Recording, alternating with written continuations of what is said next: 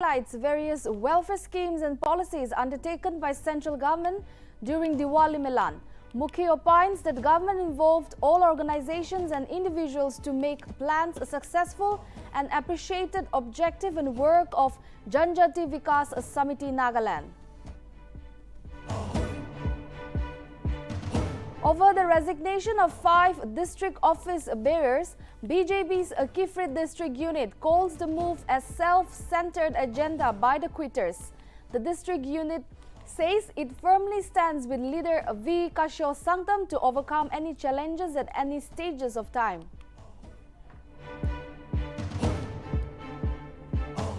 Muslim Council of Dimapur felicitates 64 Merotis students putting up a good show in recently declared HSLC and HSSLC exams. 3 students receive scholarships and cash awards, while 1 student receives a laptop during 18th Muslim Students Felicitation program.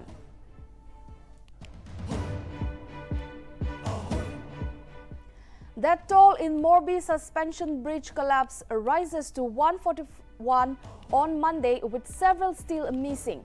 Criminal case registered against maintenance and management agencies of bridge, while PM Modi announces ex gratia of rupees 2 lakh for next of kin.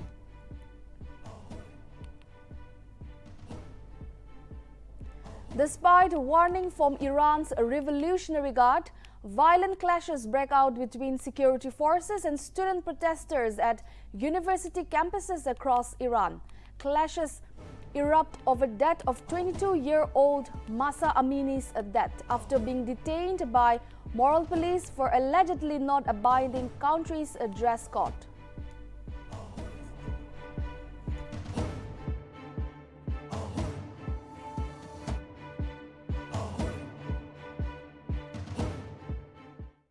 Hello viewers, I Lomika Chumi welcome you all to News Now.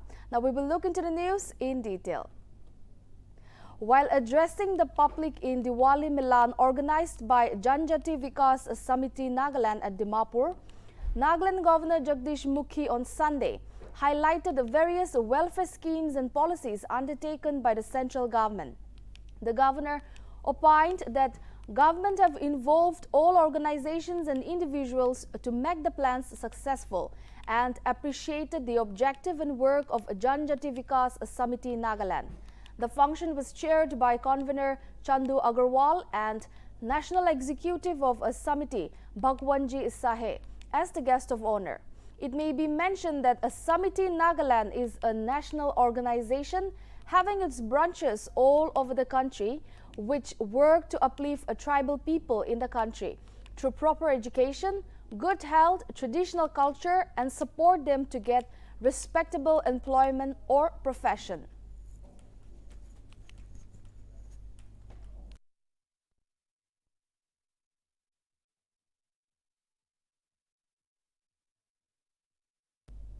With 5 district office bearers of Bharatiya Janata Party Kifrit district unit quitting the party on October 29, citing differences with the leadership of party leader and MLA V. Kasho Sanktam, the Kifrit district unit has said that it is highly amused by the move.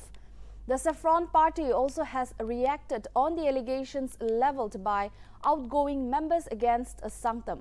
Taking on the members, BJP further alleged that Choting Se, while serving as party vice president, was secretly campaigning and instigating party members to support an intending candidate from his native village.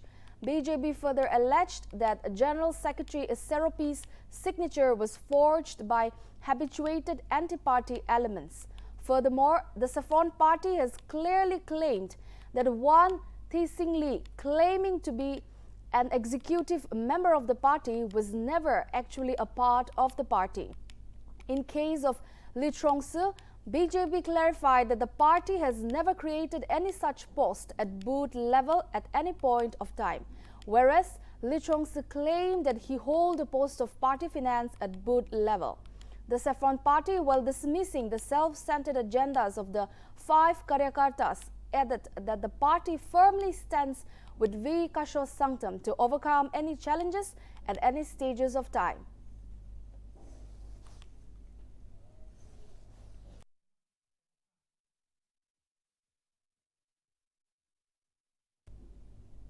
The Muslim Council Dimapur organized the 18th Muslim Students Felicitation Program at Christian Higher Secondary School, Covenant Hall.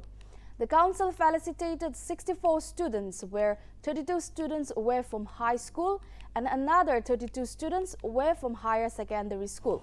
MLA and leader of NPF Legislative Party and co-chairman of United Democratic Alliance, Kuzuluzo Azo Nuno, graced the event as a special guest. During the program, Azo stated that Felicitation program encourages students and added even a Naga community must adopt such program in order to uplift the student community. 3 students received a scholarship and cash awards, while 1 student received a laptop during the Felicitation program, where Azo lauded all the students for bringing laurels to the community.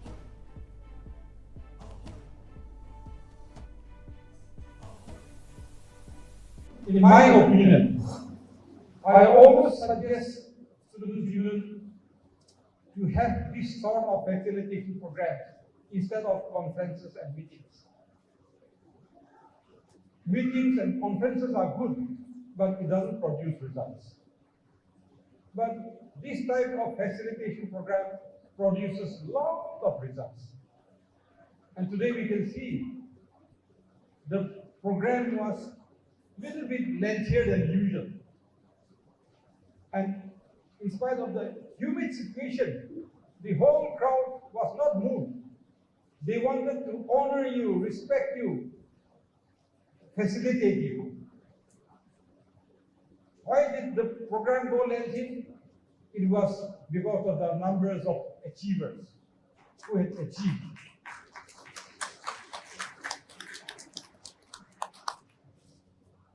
I, on my own behalf, on behalf of the entire UDA government, and also on behalf of the NPF party, extend my heartiest congratulations to all the achievers and the meritorious students present here this afternoon. On the occasion of National Unity Day, several ministers of state took down to Twitter to extend tributes to Sardar Vallabhbhai Patel. Chief Minister Nltv, through his tweet, stated, "May love, peace and unity be the rallying cry and catalyst for change in India." While Deputy Chief Minister Y. Patton stated that on the occasion of National Unity Day, may Sardar Vallabhbhai Patel's life and ideas strengthen the nation and inspire the Indians to put aside all the differences and build a resilient and united society. Meanwhile, MP S. Pangnon Konyak also paid tributes to the Iron Man of India and stated that Rashtriya Ekta Divas is a reminder to all Indians of the sacred duty towards upholding the unity, security and integrity of India.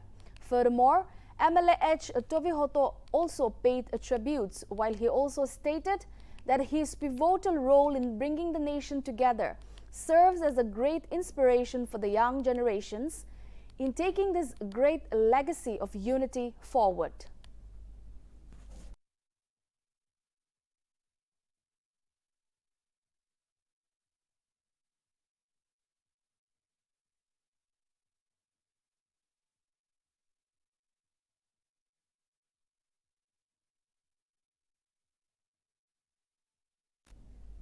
Longland police arrested 2 persons and seized 175 grams of suspected brown sugar on October 29.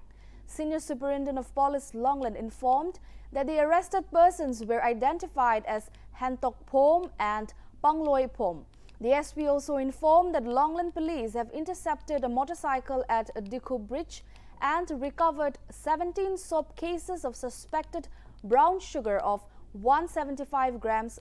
Both the suspected were taken into police custody and booked under relevant sections of law.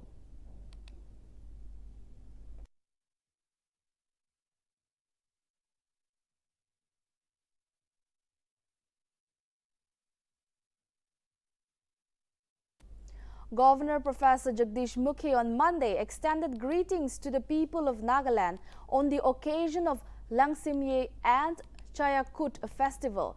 The Raj Bhavan Kohima, through a release, said that Langsimnye is the premier festival of the Zeliangs and that it is the time for rekindling of relationships, especially between family members.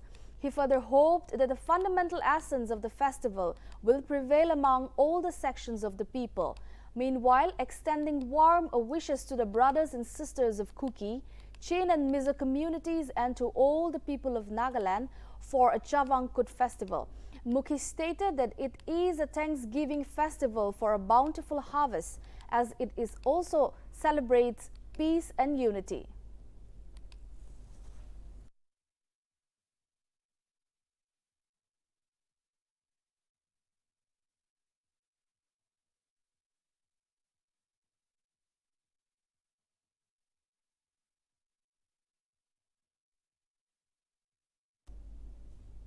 A book titled Lanur Longzuk, written by Tiala Imchen, was released on Sunday by Executive Secretary of Ao Baptist Arogo Mundang Impur, Reverend Mar Aponganer, at the residence of Reverend R.J. Aman Longchar in Kumlong Ward. The book is a biography of Reverend R.J. Aman Longchar. Author Tiala Imchen pointed out that Reverend spent most of his life with youths and was engaged in influencing many young people about the effects of alcohol and substance abuse. During his tenure as a secretary for ABAM, Christian Youth Endeavor, the Auli CYE printing press hosted numerous seminars and training for youth pastors, retreats, collegiate festivals, skill workshop for dropouts, and other activities. Reverend R.J. Aman Longchar also informed exuberance by introducing the film ministry, which was later known as Gospel Media Center, and published a magazine called Lanur Tiamla. During the program, Aman opined that he served ABAM and other organizations for 30 years, which was possible for God's grace and everyone's support. The book Lanur is available at Clark Literature House, MTBA Basement Mukokchong, and Tir Yim Yim Office Supermarket Dimapur.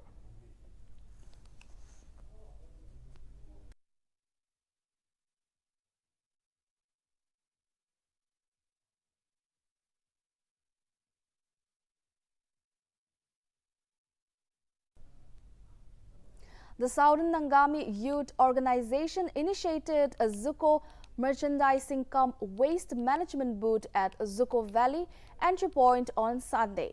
General Secretary of a Southern Nangami Public Organization, Engineer Suelil Pucho, inaugurated the booth. While addressing the gathering, Pucho stated that Zuko Valley is one of the biggest assets of the Southern Nangami people, and they must continue to protect and maintain the valley. The president of Sayo, Metekrele Mejura, stated that the main aim to initiate a merchandising shop is to promote Zuko Valley to take up the sale of basic trekking equipments, Zuko souvenirs, and basic necessities required for trekkers and visitors. On the other hand, the waste management booth has also been opened for sanitation management of all visitors.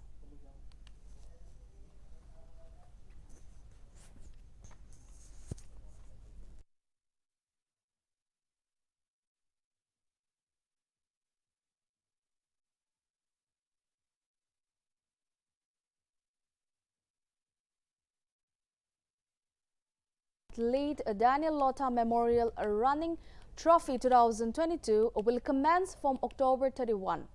Three-time champion Lota Colony Football Club is all set to take in the tournament for the 6th time. President of Lota Colony Football Club, Vanjamo Muri, shared the objective on the information of the club in 2016, and the management team of LCFC felicitated 3 players who have been playing for the club since its formation. Lota Baptist Church Dimapur Associate Pastor Langlongo Yantan said a prayer for the players and the management team.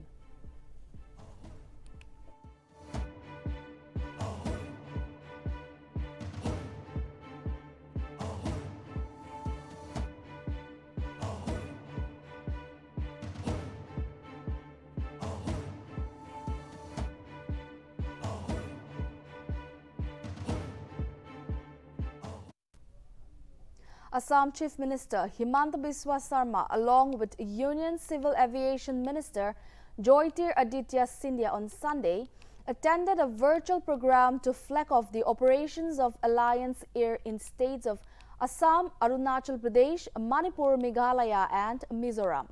As a part of the new operations, Alliance Air will travel between Lilabari, Zero, Shillong, Imphal and Mizoram.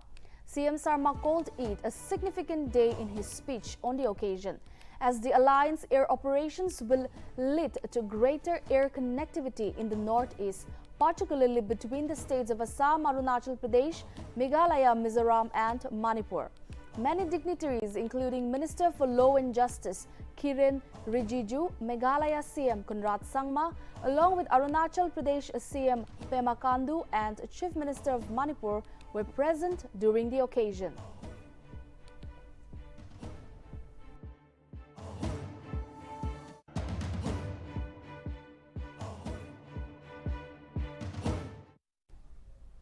The Meghalaya police have intensified its crackdown on illegal drugs threat while busting a huge drug trafficking network in Riboi district.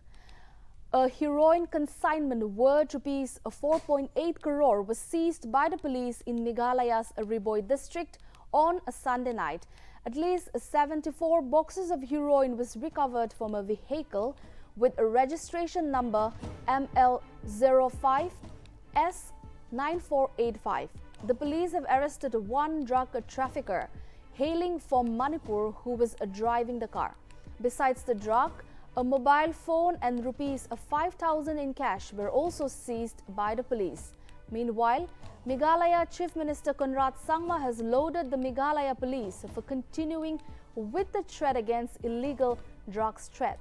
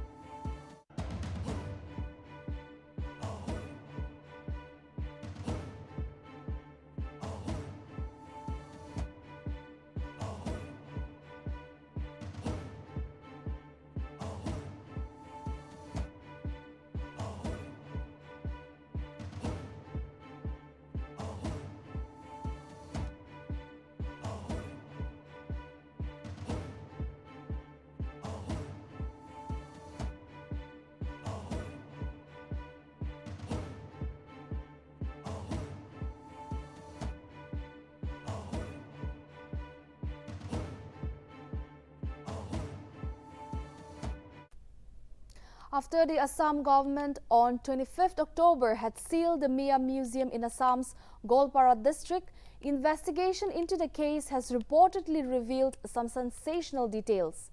Assam police had reportedly unearthed links between Mia Museum and terror outfits Al-Qaeda in Indian subcontinent and Ansarul Bangla team. The AQIS and the ABT allegedly funded the setting up of the Mia Museum at Golpara district of Assam. Notably, arrested AQIS and ABT operatives have revealed that the arrested Mia Parishad president Mohar Ali had received funds from the terror outfits for setting up of the Mia Museum in Assam.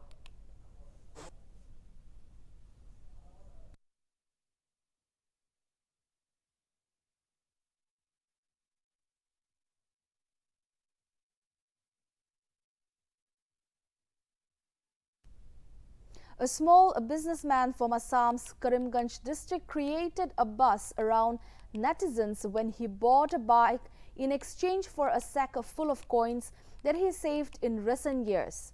The businessman named Saranjan Roy is a president of Ramkrishna Nagar area of Karimganj district in Assam. Suranjan paid rupees 50,000 of coins as a down payment at a TVS showroom near his locality to buy his dream bike.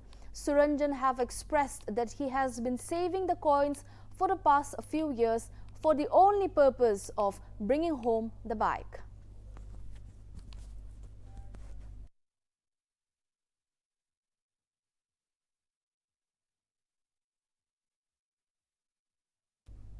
"20-year-old Lukanan Shetri-Mayum from Manipur, who represented India in the 14th Mr. International 2022, has bagged the first runner-up title at the grand finale held in Philippines on a Sunday.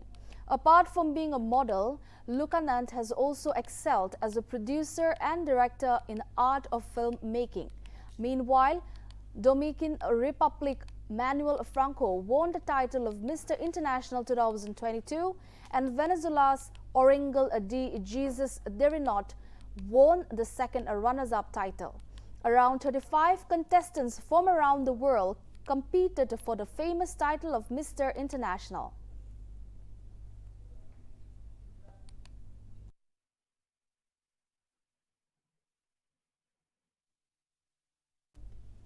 After the horrific incident of bridge collapse in the Morbi district, the death toll rose to 141 on Monday.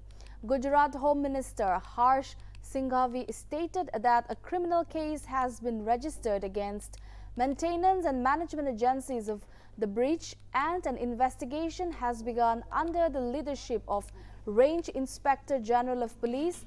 So far, more than 177 people have been rescued and rescue operations are still going on. Meanwhile, PM Narendra Modi condoled the death of the departed souls and announced an ex gratia of rupees 2 lakh from PMNRF for the next of kin of each of those who lost their lives during the incident, while rupees 50,000 will be provided to the injured. ये जो एक ही area में इतना लोग जो है casualties होना, this is first time हमारे लिए भी. नॉर्मली बोट कैप्साइज होता है और बहुत बड़ा शिप्स वगैरह जो है इसमें हो जाता है. तो otherwise this is first time कि इस एरिया में इस टाइप का जो बहुत हाई लेवल नंबर्स में जो है इस टाइप का कैजुअलिटीज होना. इसमें हमारा कोई बहुत बड़ा चैलेंज नहीं है. Only challenge is this water. This is muddy water and sure water. इसकी वजह से क्या होता है कि हमारा डाइवर्स जो है जब पानी के अंदर चले जाता है सर्च करने के लिए, उस समय थोड़ा विजिबिलिटी का प्रॉब्लम आ जाता है. यस, ये लास्ट मिनट लास्ट तक चलेगा. उसमें सभी लोग सेटिस्फाई होना है कि इसमें कोई भी डेड बॉडी या कोई भी आदमी इसके अंदर नहीं है. ये जो एक ही On the occasion of Sardar Vallabhbhai Patel's birth anniversary, Prime Minister Narendra Modi paid tribute to the freedom fighter at the Statue of Unity in Kevadia on Monday. Modi took part in National Unity Day program, where in his speech he mourned for the victims of a Morbi incident and condoled for the departed soul. Along with President Draupadi Murmu and Home Minister Amit Shah also paid their respect to the late freedom fighter Sardar Vallabhbhai Patel.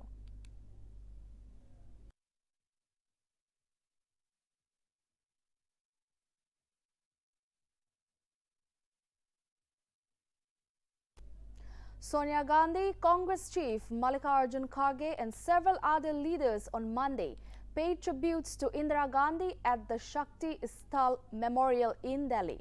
Meanwhile, in a tweet in Hindi, Rahul Gandhi said he is carrying her love and values in his heart and will not allow the India for which she sacrificed her life to fall apart.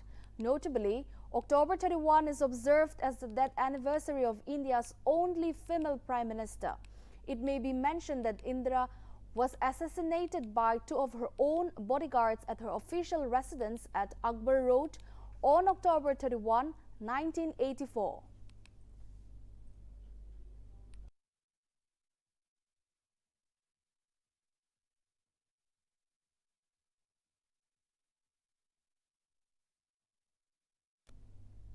As Nagaland awaits to celebrate the 150 years of Christianity in the state on Tuesday, preparations are on a full swing. Notably, Ao Baptist Arogo Mundang is all set to celebrate the occasion under the theme Tsungrum Adang Sensu Wangshi, Galatians 1:5, which means all glory to God, at Sentinel Hall of Impur. Meanwhile, it has been learned that Reverend Watson Rajaratnam, Reverend Professor Dr. Limatullah Longkomer, Reverend Jim Abel and Abam Impur Executive Secretary, Reverend Professor Dr. Mar Apongoner will grace the event as the speakers. It is to be mentioned that the Jubilee will conclude on November 3 with a Jubilee Feast.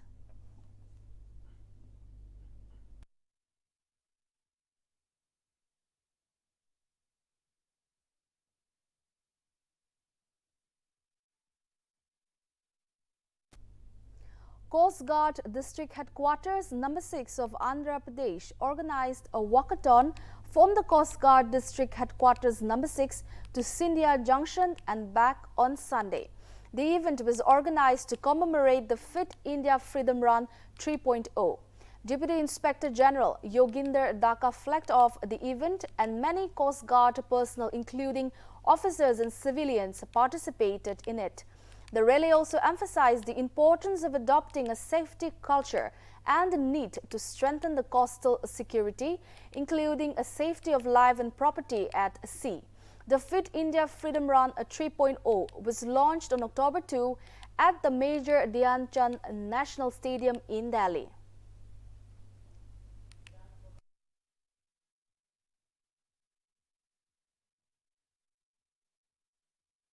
Is under the grime of countless revolts and protests by Iranian citizens since the death of 22-year-old Mahsa Amini, who died on September 16 in police custody, allegedly for not abiding by the country's conservative dress code.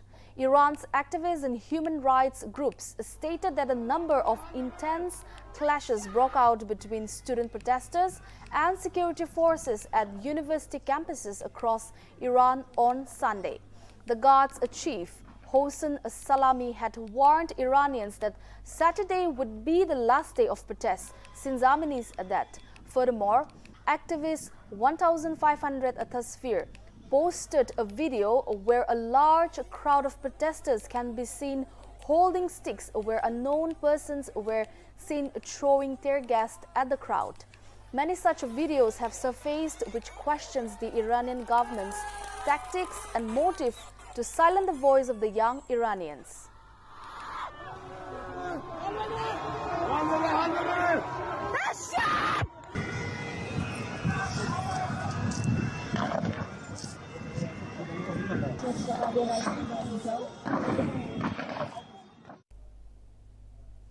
On the occasion of Chhath Puja, Indian Americans were seen celebrating the popular Hindu festival in the United States of America on Sunday.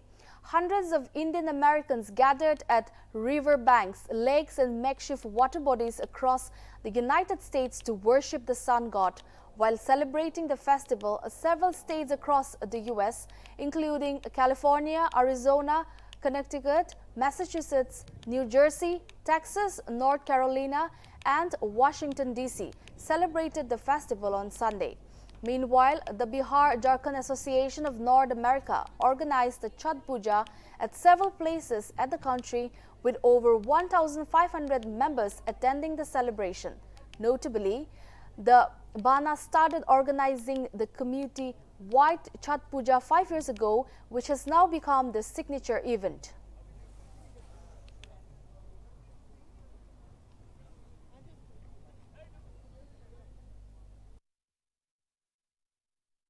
Rainfall from the tropical storm Nltv in Philippines rose to 98 on Monday, with numerous parts of the country being battered over the weekend. Around 1.8 million Filipinos were affected by the storm in 31,940 villages in 17 regions, including Metro Manila.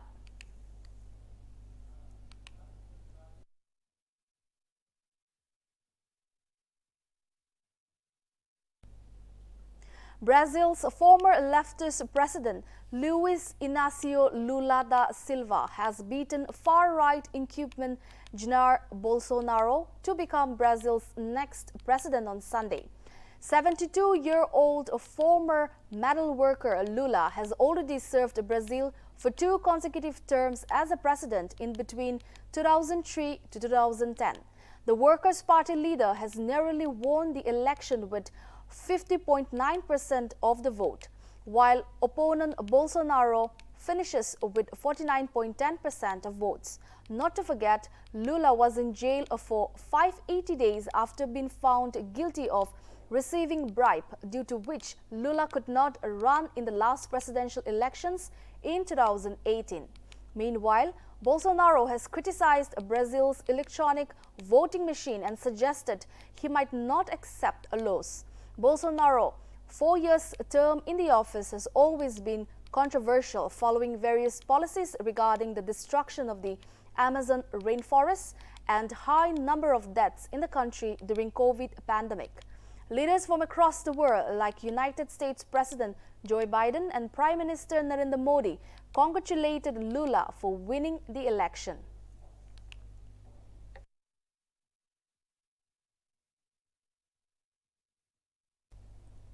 Dear viewers, that's all we have for now. Keep watching Nagaland TV.